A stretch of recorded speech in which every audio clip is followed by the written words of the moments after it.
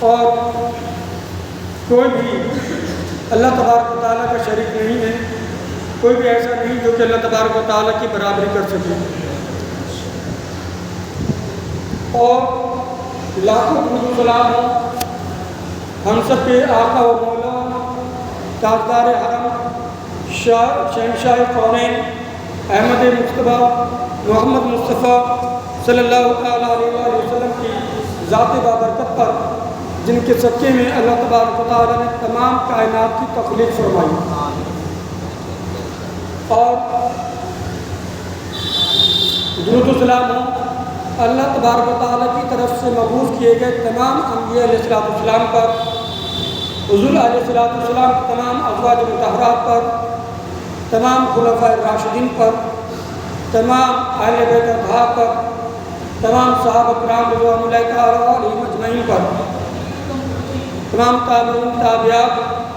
تمام تابعات، تمام صالحین صدیقین بزرگان دین اولیاء اکرام مشائخ اعظام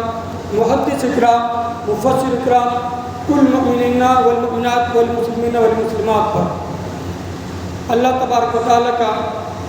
بہت بڑا کرم و احسان ہے کہ اللہ تبارک و تعالیٰ نے ہم سب کو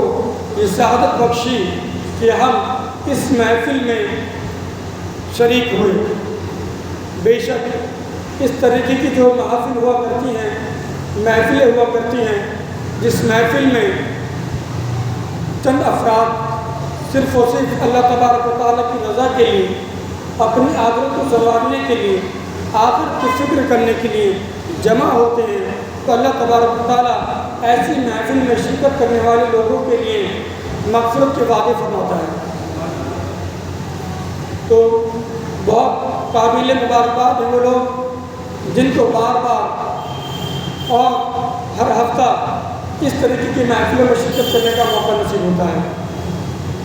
اور جو شخص وقتاً فوقتاً اس طریقے کی محفلوں میں شرکت کرتے ہیں، انشاءاللہ امید کرتے ہیں کہ آئندہ پابندی کے ساتھ اس محفل میں اور اس طریقے کی محفلوں میں شرکت کرنے والے بن جائیں گے۔ سب کے ساتھ سنت اعتکاف کی نیت کر لیں، نویت سنت الاعتکاف، کہ جب بھی ہم مسجد کے اندر داخل ہوں تو بہتر اور مناسب ہے کہ سنت اعتکاف کی نیت کر لیں۔ اس سے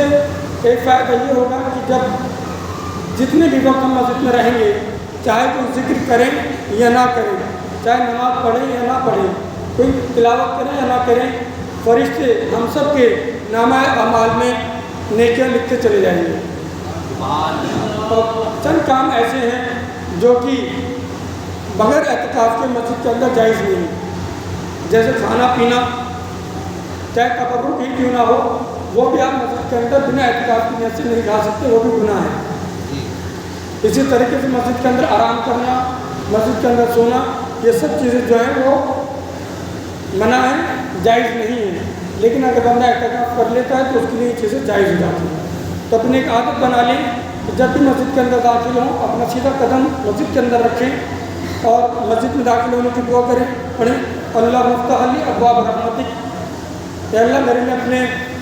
فضل کے دروازے کھول دے، اپنے رحمت کے دروازے کھول دے، اور پھر سنت اعتکاف کی نیت کر لیں۔ گزشتہ جو مہینہ گزرا محرم الحرام کا، اس کے تعلق سے ایک منقبت اپنے والد محترم کی پیش کروں گا، اس کے بعد انشاءاللہ آگے چلیں گے۔ تسلیم و رضا خلق کا پیکر نہیں بدلا، تسلیم و رضا خلق کا پیکر نہیں بدلا، سہتا رہا ہر ظلم دلاور نہیں بدلا، سر سجدے میں اور تیغ جفا کار گلے پر، تیغ کہتے ہیں تلوار کو، سر سجدے میں اور تیغ جفا کار گلے پر، ایسے میں بھی وہ صدق پیغمبر نہیں بدلا، سر دے دیا باطل کی حمایت نہ کی تسلیم، سر دے دیا باطل کی حمایت نہ کی تسلیم، حقہ کی جگر گوش حیدر نہیں بدلا، جاری رہی قرآن کی آیات لبوں پر، جاری رہی قرآن کی آیات لبوں پر، نیزے پہ بھی اسلام کا رہبر نہیں بدلا۔ اور یہ شعر قابل توجہ ہے عباس و علی اکبر و قاسم تو جوان تھے، عباس و علی اکبر و قاسم تو جوان تھے، اس ذوق میں ننھا علی اصغر نہیں بدلا۔ اوراق بدلتے رہے تاریخ کے لیکن، اوراق بدلتے رہے تاریخ کے لیکن، صدیوں سے میرے صبر کا پیکر نہیں بدلا۔ اعجاز ہے اس فخر شہادت کا کہ ناشر، اعجاز ہے اس فخر شہادت کا کہ ناشر، دیوانہ بھی حق بات کو کہہ کر نہیں بدلا۔ بے شک ایک مسلمان کے لیے ضروری ہے کہ وہ اپنی تاریخ سے بھی جڑا رہے، اپنے اسلاف کی تاریخ سے جڑا رہے، تاکہ اسے پتہ ہو کہ ان کے اسلاف نے اس دین کی خدمت کے لیے، اس دین کو ہم تک پہنچانے کے لیے کتنی کتنی قربانیاں پیش کی ہیں۔ سلطان صلاح الدین ایوبی رحمۃ اللہ تعالیٰ علیہ اتنے جید سپہ سالار تھے اور اپنے وقت کے بادشاہ تھے، لیکن اسلام کی فلاح و بقا کے لیے، اسلام کو پھیلانے کے لیے، بیت المقدس کو آزاد کرانے کے لیے جد و جہد میں اتنا مصروف رہے، اتنا مصروف رہے کہ انہیں چاہتے ہوئے بھی حج بیت اللہ نہ کر سکے، چاہتے ہوئے بھی، اپنے وقت کے بادشاہ ہوتے ہوئے بھی، جہاں تمام آسائش موجود ہیں جا سکتے ہیں، لیکن اس دین کی فلاح و بقا کے لیے جو ہے حج بیت اتنے مصروف رہے، اتنے مصروف رہے کہ حج بیت اللہ تک کے لیے نہیں جا سکے۔ امام عالی مقام کا جو ذکر آتا ہے تو ان کی شہادت، ہر کوئی ان کی شہادت سے واقف ہے، ان کی بزرگی سے واقف ہے، اور ہر کوئی شخص یہ بھی جانتا ہے کہ جب حضرت امام عالی مقام کی پیدائش ہوئی تو ان کی پیدائش سے ہی ان کی شہادت کی خبر عام ہو گئی تھی، ان کی شہادت کی خبر عام ہو گئی تھی، لیکن پھر بھی جیسے اگر مان لیجیے ہمارے بچے کے اوپر کوئی تکلیف آنے والی ہو، ہمارے بھائی کے اوپر کوئی تکلیف آنے والی ہو، ہمیں پتہ ہو کس طریقے کی تکلیف آنے والی ہے، تو ظاہر سی بات ہے کہ ہمارے بس میں جتنا ہوگا ہم اس کی کوشش کریں گے کہ وہ تکلیف اس شخص کے اوپر سے دور ہو جائے، ہماری اولاد کے اوپر سے وہ تکلیف دور ہو جائے، ہمارے بھائی کے اوپر سے وہ تکلیف دور ہو جائے، اس کے لیے حقاً امکان جو ہے ہم کوشش کریں گے، دعائیں کریں گے، کہیں پر کوئی درخواست لگانی ہو تو درخواست لگائیں گے، کہیں پر سفارش کرنی ہو تو سفارش کے لیے اسباب مہیا کریں گے، تلاش کریں گے کہ کہیں سے کوئی سفارش مل جائے، پیسوں کی ضرورت ہو تو پیسوں کا انتظام کریں گے، حتیٰ کہ کسی بھی طریقے سے اس آفت کو دور کرنے کی کوشش کریں گے۔ لیکن قربان جائیے حضور صلی اللہ تعالیٰ علیہ وسلم پر اور اہل بیت اطہار پر کہ حضرت امام عالی مقام جن کو جوانان صحیح نے جنت کا سردار قرار دیا گیا کہ جنتی نوجوانوں کے سردار ہیں، جن کے والد محترم امیر المؤمنین ہیں، اللہ تبارک و تعالیٰ کے شیر ہیں، علم کے دروازے ہیں، اور تمام اولیاء کے سردار ہیں، حضرت علی المرتضیٰ کرم اللہ وجہہ الکریم، جن کی والدہ محترمہ تمام عورتوں کے سردار ہیں، تمام جنتی عورتوں کے سردار ہیں، جن کی والدہ محترمہ، اور جن کے نانا تمام عالموں کے سردار ہیں۔ تو ممکن تھا کہ اگر ان کے حق میں اتنی بزرگ ہستیاں اگر دعا کرتی تو ممکن تھا کہ ان کے اوپر سے اس آفت کو ٹالا جا سکتا تھا، اس چیز کو دور کیا جا سکتا تھا، لیکن یہ اللہ تبارک و تعالیٰ کی منشا تھی، اس کی حکمت تھی کہ جتنا بڑا مرتبہ کسی کو دینا ہوتا ہے اس کا امتحان بھی اتنا ہی زیادہ سخت ہوا کرتا ہے۔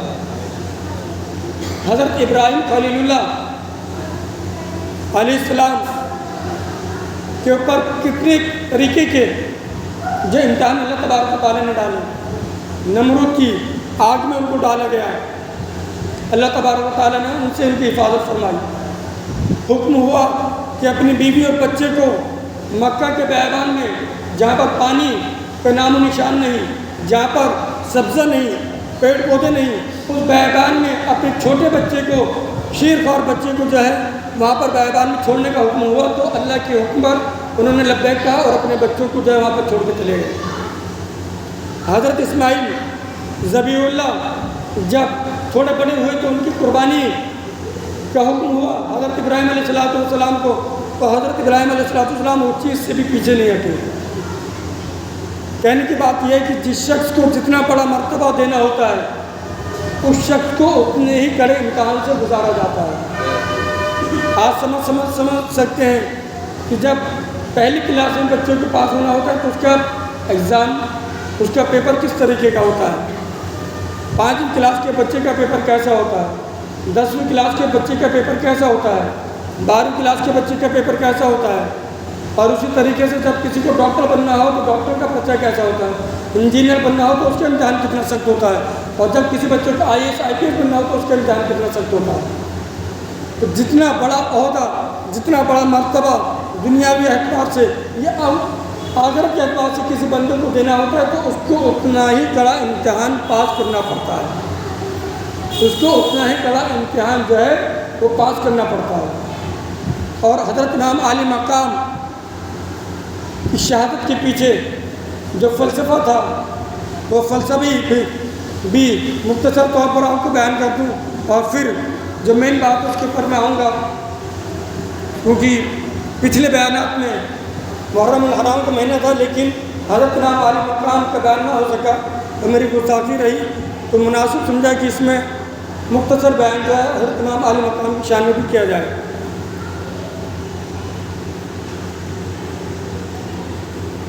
حضرت امام عالی مقام کی جو شہادت ہے ہم سب اچھے طریقے سے واقف ہیں۔ ممکن ہے کہ ہم سب کے اوپر بھی اگر کچھ اس طریقے کا امتحان آئے، ہم سب کے اوپر بھی اگر اس طریقے کا امتحان آئے کہ ہمیں اپنی جانوں کا نذرانہ پیش کرنا پڑے، تو انشاءاللہ امید ہے کہ ہم اس چیز سے پیچھے نہیں ہٹیں گے۔ اگر دین کی فلاح و بقا کے لیے ہمیں اپنی جانوں کا نذرانہ پیش کرنا پڑے تو ہم پیچھے نہیں ہٹیں گے، لیکن جب بات اپنے بھانجے بھتیجوں کی آتی ہے، جب بات اپنے نوجوان بچوں کی آتی ہے، جب بات اپنے شیرخوار 6 مہینے کے بچے کی آتی ہے، تو ظاہر سی بات ہے کہ کہیں نہ کہیں ہم سب کا دل بھی پسند سکتا ہے کہ ہم اس چیز کو جو ہے وہ قبول نہیں کر سکتے کہ اتنے سخت امتحان سے ہم کو گزارا جائے۔ لیکن امام عالی مقام نے اپنی جان کا نذرانہ تو پیش کیا ہی کیا، لیکن اس کے ساتھ ساتھ اپنے جو اہل خانہ تھے، اپنے جو اصحاب تھے، 72 نفوس قدسیہ، ان کی جانوں کو نذرانہ بھی جو ہے وہ پیش کیا۔ اس کے پیچھے ایک مختصر فلسفہ بھی پوشیدہ ہے کہ کیا آپ اس چیز سے انکار کر سکتے ہیں کہ جب کوئی خنجر اللہ کے خلیل کے پیارے حضرت اسماعیل ذبیح اللہ علیہ السلام کے اوپر اگر خنجر نے کام نہیں کیا تو ممکن تھا کہ جو خنجر، جس طرح خنجر سے حضرت امام عالی مقام کو شہید کیا گیا، ان کا سر تن سے جدا کیا گیا، اس کی وہ صفت بھی جو ہے وہ ختم کی جا سکتی تھی۔ جب ایک عام ولی، ایک عام اللہ کا بندہ اگر دعا کرتے تو اللہ تبارک و تعالیٰ بارش کا نزول فرما دیتا ہے، تو کیا حضرت امام عالی مقام اگر کربلا کے میدان میں، کارزار میں اگر دعا کرتے تو کیا اللہ تبارک و تعالیٰ واپس بارش نازل نہیں فرما سکتا تھا؟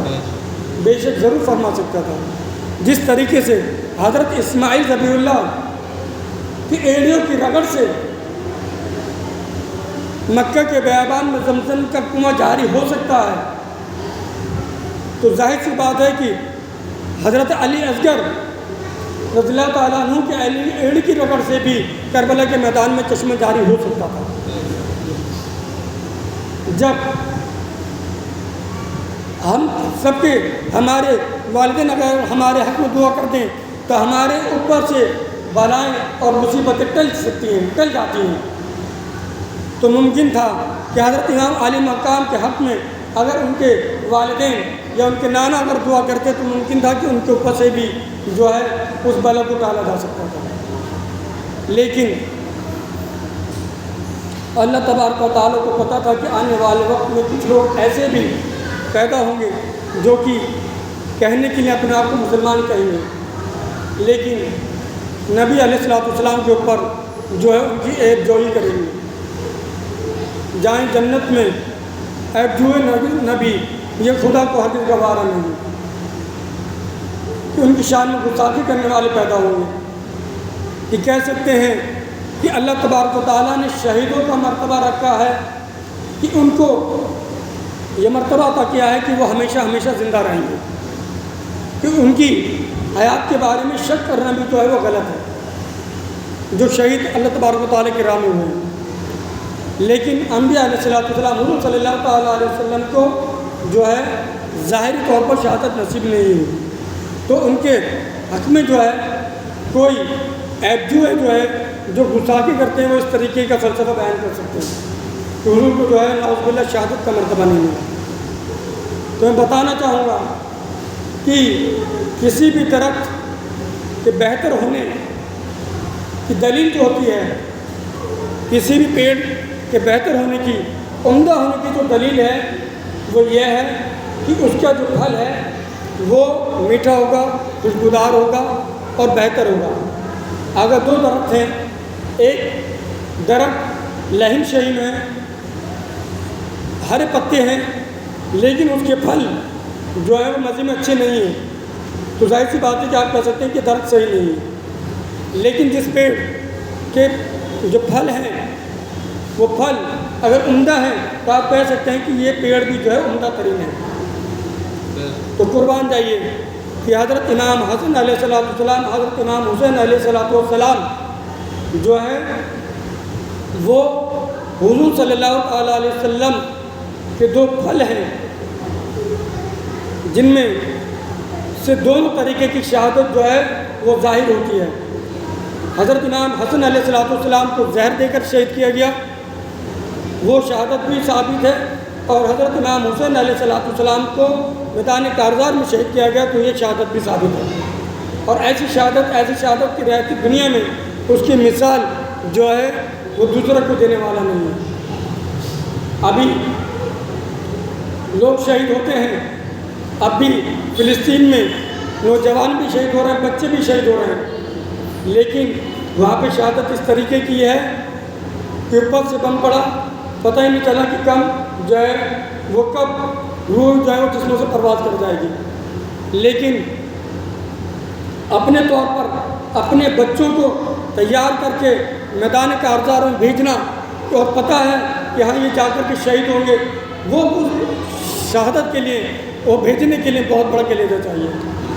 اور جتنا بڑا امتحان ہے اتنا ہی بڑا جو ہے مرتبہ اللہ تبارک و تعالیٰ کا فرماتا ہے کہ پہلے ہی اللہ تبارک و تعالیٰ نے جو ہے حضور صلی اللہ تعالیٰ علیہ وسلم کے ذریعے سے ارشاد فرما دیا کہ یہ جو ہے جنتی نوجوانوں کے سردار ہیں۔ تو یہ بات ثابت ہے کہ ہم سب کو اگر اونچا مرتبہ حاصل کرنا ہے تو ہمیں اونچی قربانی دینی پڑے گی۔ جتنی بڑی قربانی ہم دیں گے انشاءاللہ عز و جل اتنا بڑا مرتبہ ہم کو نصیب ہوگا۔ اب ہم نماز کے لیے اپنا وقت نہیں نکال پاتے، یعنی اپنے وقت کی قربانی نہیں دے پاتے، اپنے وقت کی قربانی نہیں دے پاتے۔ یہاں پہ قربانی مانگی جا رہی ہے آپ کے وقت کی، اس قربانی کا آپ سے سوال کیا جا رہا ہے کہ آپ قربانی دیں تاکہ آپ نماز پڑھ سکیں۔ اجتماع کے اندر بیٹھنے کے لیے بھی آپ سے آپ کے وقت کی قربانی مانگی جا رہی ہے کہ آپ اپنے وقت کو قربان کریں. قافلے میں جانے کے لیے آپ کے وقت کی قربانی مانگی جا رہی ہے, آپ کے مختصر مال کی قربانی مانگی جا رہی ہے. آپ اللہ تبارک و تعالیٰ کی راہ میں قربانیاں پیش کرنا شروع کریں تو انشاءاللہ عز و جل آپ کو قیامت کے دن وہ مرتبہ نصیب ہوگا کہ جس کی آپ نے امید بھی نہ کی ہوگی. تہجد کی نماز, فجر کی نماز آپ سے آپ کی نیند کی قربانی طلب کرتی ہے, آپ سے آپ کی نیند کی قربانی طلب کرتی ہے. جب آپ اپنی نیند کی قربانی دے سکیں گے جب آپ کو تہجد اور فجر کی نماز کی نعمت نصیب ہوگی. لیکن اگر آپ یہ چھوٹی موٹی قربانی دینے کے لیے بھی تیار نہیں ہیں تو پھر اپنے اوپر افسوس کیجیے گا, اپنے اوپر سخت افسوس کیجیے گا کہ ہمارے جو اسلاف ہیں انہوں نے تو اسلام کی فلاح و بقا کے لیے اتنی قربانیاں پیش کی کہ اپنے آپ کو قربان کرا, اپنے جان و مال کو قربان کرا, اپنے بچوں کو قربان کرا, اور ہم یہاں پر اسلام کی فلاح و بقا کے لیے, اس کو سیکھنے کے لیے, اس پر عمل کرنے کے لیے اپنے وقت کی قربانی نہیں دے پا رہے, اپنے مختصر مال کی قربانی نہیں دے پا رہے. اور کہنے کے لیے ہم اپنے آپ کو حسینی کہتے ہیں, اپنے آپ کو اس حسین کا ماننے والا کہتے ہیں جس نے کربلا کی کارزار میں بھی اپنی نماز قضا نہیں کی, جس نے کربلا کی کارزار میں تیروں کی بوچھار میں تلواروں کے حملوں میں بھی جو ہے اپنی نماز کو قضا نہیں ہونے دیا. آج ہماری یہ ہے کہ ہم مختصر بہانے بنا کر کے, چھوٹے بہانے بنا کر کے اپنی نمازوں کو قضا کر دیتے ہیں.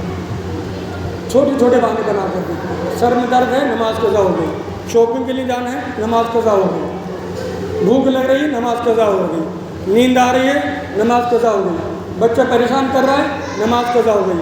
کپڑوں کے اوپر چھینٹیں آ گئی نماز قضا ہو گئی. ایک چھوٹے بہانے جن کی کوئی حیثیت ہی نہیں ہے, ایسے بہانے کی جن کی کوئی حیثیت ہی نہیں ہے. اگر اس وقت یہ سب چیزیں ایمان کی کمزوری کی وجہ ہے, ایمان کی کمزوری کی وجہ ہے, کیونکہ جس کے سامنے جتنی روشن طریقے سے آخرت اس کے سامنے ہوتی ہے اتنا ہی اس کا عمل مضبوط ہوتا ہے. جس کے سامنے اس کی آخرت روشن ہوتی ہے, جو آخرت کے اوپر مکمل طور پر ایمان رکھتا ہے اور پختہ طور پر ایمان رکھتا ہے, اس کا عمل جو ہے مضبوط ہوگا. لیکن اگر آخرت کے اوپر ایمان کمزور ہے, آخرت کے اوپر اگر ایمان کمزور ہے تو اس کا عمل اتنا ہی زیادہ ضعیف ہوگا, اس کا عمل اتنا ہی زیادہ ضعیف ہوگا. ابھی کہنے والا ایک شخص آپ کو کہہ دے, دوست مذاکروں کے سامنے چوراہے پر جو ہے وہ پولیس والے کھڑے ہوئے ہیلمٹ پہن کے جانا, اس نے مذاق میں کہا اپنی اس کی بات کو نہیں مانا, یعنی آپ کو اس کے اوپر یقین نہیں ہے جب کہ آپ نے ہیلمٹ کا استعمال نہیں کیا. لیکن کوئی باوقار شخص آپ سے کہے کہ بھیا دیکھ کر کے جانا, آگے چوراہے پر جو ٹریفک پولیس والے کھڑے ہیں ہیلمٹ پہن کے جانا, تو ظاہر سی بات ہے کہ جب آپ جائیں گے تو ہیلمٹ پہن کے نکلیں گے. کیونکہ آپ کا ایمان ہو گیا اس کے اوپر کہ ہاں وہاں پر آگے اس باوقار شخص نے کہا ہے جس کے اوپر میں اعتماد کر سکتا ہوں, تو وہاں پر جو ہے وہ پولیس والے کھڑے ہوں گے, اور اگر پولیس والے کھڑے ہوں گے تو میں زحمت میں آ سکتا ہوں, اس نقطے پر غور کیجیے گا کہ اگر آگے پولیس والے کھڑے ہوں گے تو میں زحمت میں آ سکتا ہوں. اگر یہاں پہ اگر کا لفظ ہے, اگر کھڑے ہوں گے تو زحمت میں آ سکتا ہوں. لیکن آخر کی سچائی وہ سچائی ہے جس میں کسی بھی طرح کی اگر مگر کی گنجائش نہیں ہے, جس میں نقطے کے برابر بھی اگر مگر کی گنجائش نہیں ہے. آپ ذرا سا نقطہ برابر بھی آپ یہ نہیں کہہ سکتے کہ آخرت جو ہے وہ قائم نہیں ہوگی, اور اگر نقطے کے برابر بھی اگر آپ کے دل کے اندر یہ اندیشہ ہے کہ آخرت قائم نہیں ہوگی تو معاف کیجیے گا کہ آپ مسلمان نہیں ہیں. اگر ہمارے دلوں میں نقطے برابر بھی اگر یہ چیز ہے کہ آخرت قائم نہیں ہوگی تو ہم جو ہے ایمان والے نہیں ہیں. تو جب ہم اپنے آپ کو مسلمان کہتے ہیں اور ہمارا ایمان ہے کہ آخرت قائم ہوگی, اور وہ آخرت وہ دن ہوگی, یوم جزا وہ دن ہوگا جس میں ایک ایک چھوٹی سے چھوٹی چیز کا حساب کتاب ہوگا۔ اگر آج آپ سے بیٹھ کر کے یہاں پر مطالبہ کیا جائے کہ آپ اپنے آج کے دن کے بارے پورا حساب کتاب دیں کہ آپ نے آج صبح سے اٹھ کر کے کیا کیا کام کیے، تو ظاہر سی بات ہے کہ ہم میں سے شاید ہی کوئی شخص ایسا ہوگا کہ جو کہ اپنے آج کے دن کا حساب کتاب دے سکے، جو کہ اپنے آج کے دن کا حساب کتاب دے سکے۔ اور یوم جزا وہ دن ہوگا جہاں پہ پوری زندگی کا حساب کتاب دینا ہوگا، ایک ایک لمحے کا حساب کتاب دینا ہوگا۔ اگر پانی کے ایک بوند بھی آپ نے اسراف کی ہے، خرچ کی ہے، ضائع کی ہے، تو اس کا بھی حساب کتاب دینا ہوگا۔ 1 روپیہ اگر آپ نے اسراف کیا ہے تو اس کا بھی حساب کتاب دینا ہوگا۔ اگر کسی اپنے جاننے والے کا، کسی مسلمان کا، کسی مخلوق کا اگر آپ نے نقطہ برابر بھی اگر حق دبایا ہے، کسی کے ٹھیلے پہ سے چلتے ہوئے آپ نے مونگ پھلی کے 2-4 دانے اٹھا لیے اور وہ کھا لیے، تو اس کا بھی حساب آپ کو دینا پڑے گا۔ آپ نے بیر کے ریٹ مجھ سے پوچھے 1-2 بیر اٹھا کر کے کھا لیے، تو اس کا بھی حساب آپ کو دینا پڑے گا۔ یوم جزا وہ دن ہوگا۔ اگر ایک بھی شخص کا اگر 1 روپیہ بھی اگر آپ ادھار لے کر کے دنیا سے چلے گئے، تو اس کے علماء کرام کہتے ہیں کہ 700 نمازیں باجماعت دینی پڑیں گی آپ کو۔ وہ دن وہ ایسا دن ہوگا کہ جس میں جو ہے جس میں چھوٹنے والا چھوٹ نہیں سکتا۔ تغافل کی دنیا میں اے ہوش مندو، تغافل کی دنیا میں اے ہوش مندو، بلا سر پہ آئی تو پھر کیا کرو گے؟ فرشتوں نے جسم لہت میں تمہاری جہنم دکھائی تو پھر کیا کرو گے؟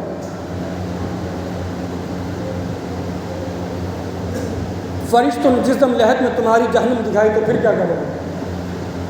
ابھی ہم بڑے اعتماد سے، بڑے سکون سے یہ کہہ دیتے ہیں کہ جب قیامت قائم ہوگی تب دیکھا جائے گا، جب دیکھا جائے گا، جب موت آئے گی تب دیکھا جائے گا، جب قبر کے اندر اتارے جائیں گے تب دیکھا جائے گا، جب حساب و کتاب ہوگا، منکر نکیر آئیں گے تو جب دیکھا جائے گا، جب آخرت کا دن آئے گا 50,000 دن کا جو ایک دن ہوگا تو جب دیکھا جائے گا۔ آپ ذرا تصور کیجئے گا اپنے ذہنوں کے اندر، اپنے ذہنوں کے اندر تصور کیجئے گا کہ جب کہ آپ کا ایمان اتنا پختہ ہے، کہ آپ کا ایمان اتنا پختہ ہے جو کہ ذرا کے سر کے در کی بلا سے آپ نماز قضا کر دیتے ہیں یا ہم نماز قضا کر دیتے ہیں، تو اس وقت جب اتنی تکلیف ہوگی کہ جس طریقے سے ایک سوتی کپڑے کو کانٹ کا جھاڑی کے اوپر ڈال کر کے کھینچا جاتا ہے، اس کا ریشہ الگ ہو جاتا ہے، اور اس کپڑے کی جو تکلیف ہوتی ہوگی وہی تکلیف وہی نظر کا علم ہوگا جب ہماری روح قبض کی جائے گی۔ تو کیا اس وقت پر جب ایک معمولی سے سر کے درد میں آپ نماز قضا کر دیتے ہیں تو کیا اس وقت پر آپ کلمہ طیبہ پڑھنے کے قابل ہوں گے؟ آپ خود اپنے ذہنوں کے اندر اس چیز کو توجہ دیجیے گا، کیا اس وقت پہ آپ کلمہ طیبہ پڑھنے کے قابل ہوں گے؟ جب منکر نکیر بھیانک صورت کے اندر سامنے آئیں گے تو کیا ہمارا ایمان اتنا پختہ ہے کہ ہم اپنے ایمان کو ساتھ لے جانے والے بنیں گے؟ جب ایک ذرا سی باتوں میں ہم شیطان کے بہکاوے میں آ جاتے ہیں، نمازیں قضا کر دیتے ہیں، جماعت قضا کر دیتے ہیں، زکوٰۃ چھوڑ دیتے ہیں، روزے قضا کر دیتے ہیں، دوسری طریقے کے اچھے نیک کام چھوڑ دیتے ہیں، تو کیا ممکن ہے کہ اس وقت پہ شیطان کے بہکاوے میں آ کر آپ ایمان کے اوپر ثابت قدم رہیں گے؟ اس وقت پہ دیکھا جائے گا جب قبر کے اندر منکر نکیر قبر کے اندر اتار دیا جائے گا، منکر نکیر تمہارے سامنے کھڑے ہوں گے، اور اس وقت پہ جب سوال و جواب کا سلسلہ جاری و ساری ہوگا تو کیا اس وقت کے لیے ہم نے تیاری کی ہے؟ ان 3 سوالوں کی تیاری ہم نے کی ہے؟ اس ماحول میں جہاں اگر 100 لوگ کھڑے ہوئے ہوں غیر مسلم، تو کئی بار ایسا ہوتا ہے کہ ہم اپنے ایمان کو ظاہر نہیں کر پاتے، اپنے ایمان کو ظاہر نہیں کر پاتے، تو کیا اس وقت آپ اپنے ایمان کو ظاہر کر سکتے ہیں؟ کیا ہوگا؟ کیا دیکھا جائے گا؟ اس وقت کسی کو مہلت نہیں ملے گی ذرا سی بھی، جب ملک الموت آ جائیں گے تو ذرہ برابر بھی مہلت نہیں ملے گی، پھر آپ کو نہ توبہ کرنے کی مہلت ملے گی نہ نیک کام کرنے کی مہلت ملے گی۔ ابھی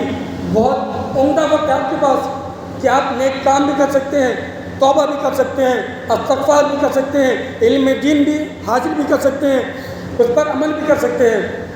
ورنہ جب موت آئے گی تو ہزاروں حسرتیں ہمارے دل کے اندر ہوں گی، ہزاروں حسرتیں ہمارے دل کے اندر ہوں گی، کہ کاش کبھی ہمیں تہجد کی نماز نصیب ہو جاتی، کاش کبھی تہجد کے اندر جو ہے توبہ کرنا ہم کو نصیب ہو جاتی، کاش تہجد کے اندر اطمینان کے ساتھ اپنے رب سے 4 باتیں ہم کر لیتے، کاش قرآن شریف ہم پڑھتے رہے، کاش ایک موقع ایسا بھی آتا کہ ترجمہ و تفسیر کے ساتھ تو کلام پاک پڑھ لیتے، کاش حضور علیہ السلام کے جو احکامات ہیں، ان کی جو احادیث کریمہ ہیں، ان کا ہم مطالعہ کر لیتے، ان کو پڑھ لیتے، ان کو سن لیتے، کاش نمازیں تکبیر اول کے ساتھ باجماعت ادا کرنے والے بن جاتے، کاش ایسا موقع ہوتا کہ جو ہے جب ہم دنیا سے رخصت ہوتے تو ہمارے ذمے نہ کوئی نماز ہوتی، نہ ہی ہمارے ذمے کوئی روزہ ہوتا، نہ ہمارے ذمے زکوٰۃ ہوتی، نہ ہمارے ذمے حج ہوتا۔ پتہ چلا حج فرض ہو گیا، حج نہیں کیا، نماز فرض ہے نماز ادا نہیں کر رہے، زکوٰۃ فرض ہے زکوٰۃ ادا نہیں کر رہے، روزے فرض ہے روزے ادا نہیں کر رہے۔ یہ ہزاروں قسم کی حسرتیں ہیں جو کہ اس دنیا سے لے کر ہم کو جانی پڑیں گی اگر ہم ابھی بھی جو ہے اس چیز کو کچھ سمجھتے نہیں ہیں۔ تغافل کی دنیا میں، غفلت کی دنیا میں، اے ہوش مندو نظر سر پہ آئی تو پھر کیا کرو گے؟ فرشتوں نے جسم لحد میں تمہاری جہنم دکھائی تو پھر کیا کرو گے؟ عمل کر کے قرآن پہ کشتی چلاؤ، عمل کر کے قرآن پہ کشتی چلاؤ، صحابہ کی سیرت سے رب کو مناؤ، عمل کر کے قرآن پہ کشتی چلاؤ، صحابہ کی سیرت سے رب کو مناؤ، بہت سو چکے کھا کے اب جاگ جاؤ، بلا سر پہ آئی تو پھر کیا کرو گے؟ اب بھی ہمارے پاس وقت ہے، الحمدللہ ثم الحمدللہ۔ ابھی ہمارے سامنے ہمارے نہ جانے کتنے بھائی ایسے ہیں جو کہ دنیا سے چلتے پھرتے رخصت ہو گئے، جو کہ ہمارے سامنے چلتے پھرتے دنیا سے رخصت ہو گئے، جو کچھ دن پہلے ہمارے ساتھ تھے لیکن اب ہمارے ساتھ نہیں ہیں، کچھ جوانی کی حالت میں دنیا سے رخصت ہو گئے، کچھ بڑھاپے کی حالت میں رخصت ہو گئے، کچھ بچے ہی تھے اور اس دنیا سے رخصت ہو گئے۔ تو اس چیز کی کوئی گارنٹی نہیں ہے کہ کس کی موت کب آ جائے، اور یہ میں کس طریقے سے سمجھ سکتا ہوں کہ ابھی چند مہینے پہلے جو میرے اوپر بیماری طاری ہوئی تو سمجھیے گا کہ بالکل جو ہے گھر والوں تک نے جو ہے وہ جواب دے دیا تھا کہ امید نہیں، امید چھوڑ دی تھی کہ شاید کوئی امید ہے کہ زندہ بچ سکے۔ 2 دن کے اندر سارا کھیل ہو گیا، اس کنڈیشن میں پہنچ گیا کہ بالکل زندگی موت کے اوپر جوجھتا رہا، وینٹیلیٹر پہ 5-6 دن رہا، اور پھر جو ہے اللہ تبارک و تعالیٰ نے جو کہ رضا سے جو ہے وہ بغیر آپ کے وہاں سے نکل کر آیا۔ تو کہنے کا مطلب یہ ہے کہ کچھ نہیں پتہ کہ کب کس کے ساتھ کیا ہو جائے، کب کس کے ساتھ کیا ہو جائے۔ ایک چھوٹا سا بہانہ بن سکتا ہے جو کہ ہماری موت کی وجہ بن سکتی ہے، ایک چھوٹا سا بہانہ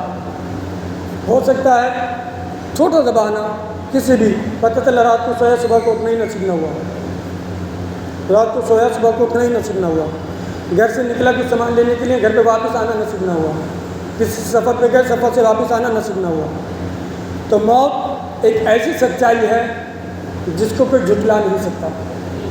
لیکن ہم اس چیز سے غافل ہیں۔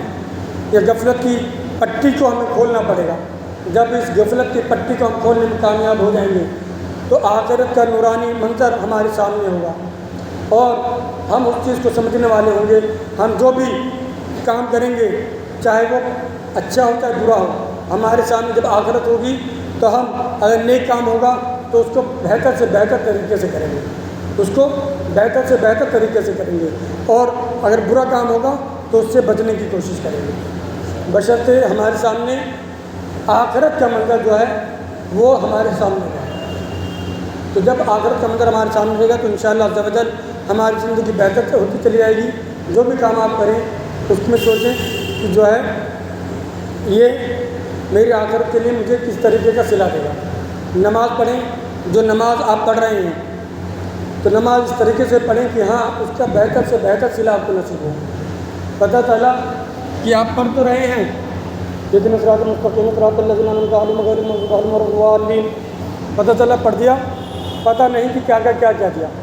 یہ پتہ نہیں کہ کیا دیا۔ اگر کوئی بندہ آپ سے کسی چیز کی طلب کرے کہ ہاں مجھے فلاں چیز دے دو، مجھے پانی پلا دو، لیکن اس نے عمومی طور پر کہا کہ مجھے پانی پلا دو، ہو سکتا ہے کہ آپ بھول جائیں اس کو نہ پلا۔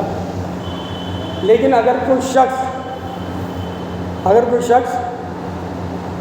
کہے کہ یار مجھے بہت زیادہ پیاس لگ رہی ہے، آپ پانی ہو تو پانی پلا دیجیے، تو ظاہر سی بات ہے کہ اس کے کہنے کا آپ کے اوپر اتنا اثر ہوگا کہ آپ فوراً اس کو پانی لا کر پلائیں گے، آپ اس کو فوراً پانی لا کر پلائیں گے۔ پھر بچہ آپ سے کہے کہ پانی پلا دو، ظاہر سی بات ہے کہ آپ اس بچے کو پانی بعد میں پلائیں گے، لیکن پہلے اسے سمجھائیں گے کہ پانی مانگنے کا ادب ہوتا ہے، پانی مانگنے کا ادب ہوتا ہے کہ اس ادب کے ساتھ آپ پانی مانگو۔ آپ پتہ چلا نمازیں تو پڑھ رہے ہیں، اتنا صراط المستقیم کہ اللہ مجھے سیدھے راستے پر چلاؤ، لیکن آپ کو یہی نہیں پتہ کہ آپ نے کب اتنا صراط المستقیم کہہ دیا، آپ کو یہی پتہ نہیں چلا کہ آپ نے کب اتنا صراط المستقیم کہہ دیا۔ تو آپ سوچیے گا ذرا کہ جب ہمارا مانگنے کا طریقہ یہ ہے،